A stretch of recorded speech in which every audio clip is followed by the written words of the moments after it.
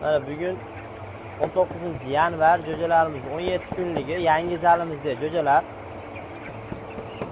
Mana vaksina berish jarayonidamiz. 2,5 soat chanqatgandan so'ng vaksinalarni berishni boshladik. Vaksina berishda asosiy qonun-qoidalardan bittasi barcha jo'jalarga vaksinani bir xilda ichishini ta'minlash kerak. Buning uchun mana qilib jo'jalarni haydab qo'zg'atib hammasini vaksina ichishga jalb qilish kerak. Bo'lmasa bu bruller zoti juda dangasa bo'ladi. Chanqasa ham, qorni ozsa ham o'rnidan turmay yota oladigan bo'ladi. Mana bir haydab qo'ysiz, mana suvlarni ichishni boshlayapti mana.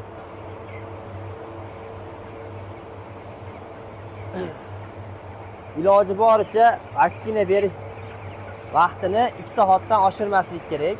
2 soat ichida vaksinani berib, vaksina berib bo'lgandan keyin liniyalarni toza suv bilan yuvib chiqarib yuborish kerak. Vaksinani qoldalarini qoldirmasdan.